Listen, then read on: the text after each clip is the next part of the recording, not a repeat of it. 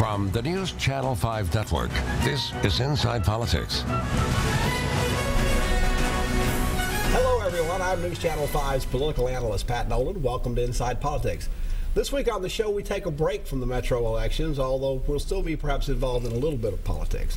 I'm referring to the upcoming September visit to this country of Pope Francis, the worldwide leader of the Roman Catholic Church.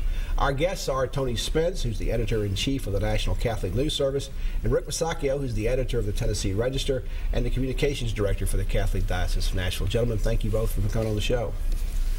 The overall history of the church, popes didn't travel a whole lot, and they never came to the U.S. until Paul VI came here back in the 60s. But with the papacy of St. John Paul II, those trips became quite a bit more frequent and all around the world. Why is this Pope, Tony, coming to this country?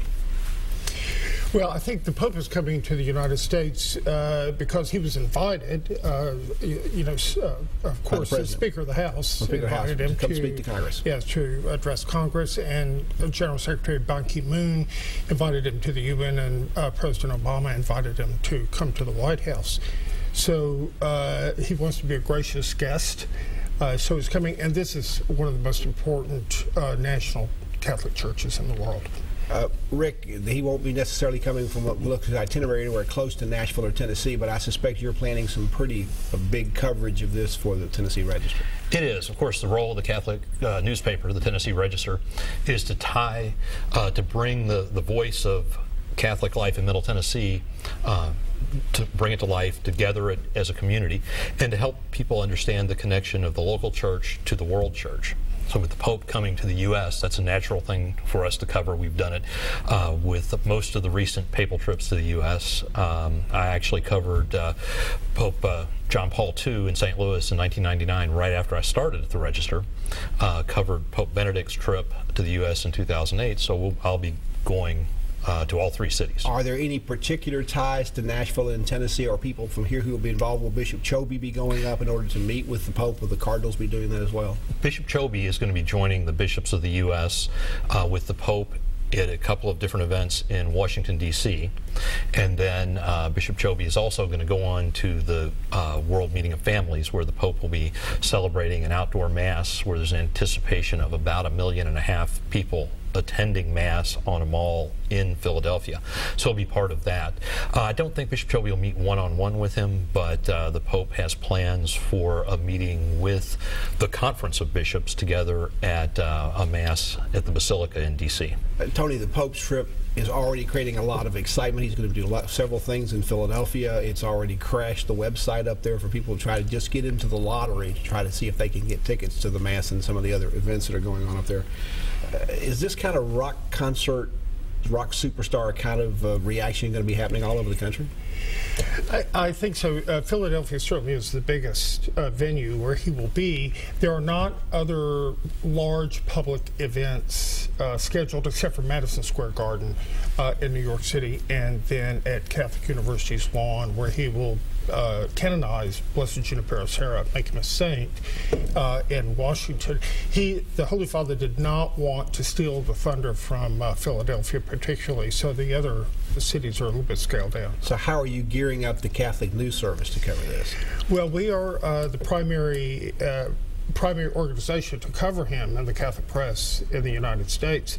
So we're fielding about 65 journalists, multimedia journalists in all three sites, and Cuba, where he will come right before the U.S. trip. This Pope has been a little different. He's had to come back to the back of his plane when he's traveled and had impromptu news conferences. He's much more involved in social media. You've had to change your coverage and gear up for coverage ever since he got in the Vatican. We did. Popes traditionally have been very crafted in their statements and how they are handled.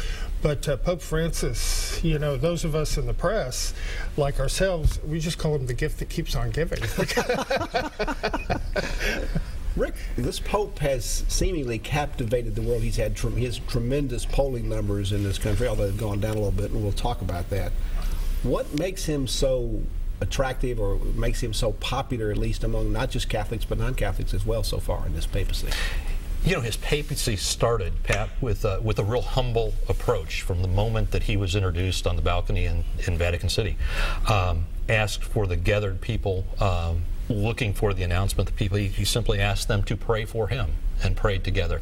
And since that beginning, he has projected just a simple, open humbleness of lifestyle and expressed the ideas of extending mercy and openness within in the church to build the church as a place of healing, a place of certainly to maintain its role of projecting church teaching and such, but he has just been very engaging to people. Tony, we talked about what he does in terms of dealing directly with the media, but this Pope, because of technology today, is the first one to really embrace technology. He has become quite active in online media, social media, tweeting, and this sort of thing.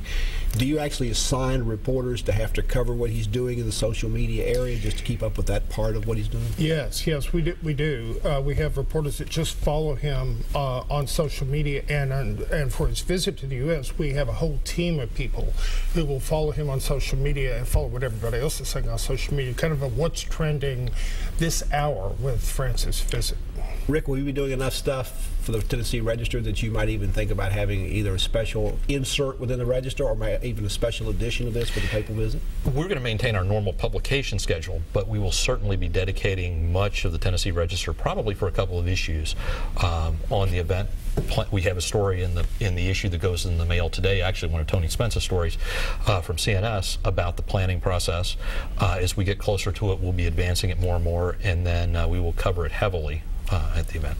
Tony, this is like covering a head of state. I mean, obviously he's a religious leader, but he's also the head of the Vatican City, which is actually a separate country. But covering him here and what he does here it's like, what kind of credentials and stuff do you have to go through to get your people qualified to be in all that? Well, it's been pretty tight, of course, since he's the head of state, and because he's the Pope, the Secret Service has been involved from the very beginning, and so they have declared this an inaugural level event, meaning security is very tight. So every reporter who gets credentialed, and we're anticipating about 10,000 media, or 10 to 12,000 media, will be credentialed. How many foreign press are coming over with him? A lot. Of course, all of the Vatican press delegation will be following him, and then Reuters and AP. And because he's a Latin American, the Latin American media is very, very active. They're just flooding in to cover him here. We're talking about the upcoming visit of Pope Francis to this country. It'll be happening in September. It's going to be a big news story. We're talking with Tony Spence, who's the editor-in-chief of the Catholic News Service on a national basis, and Rick Masacchio, who's the head of the Tennessee Register here in Nashville, and the communications director for the Catholic Diocese of Nashville. Back to continue our conversation after this break.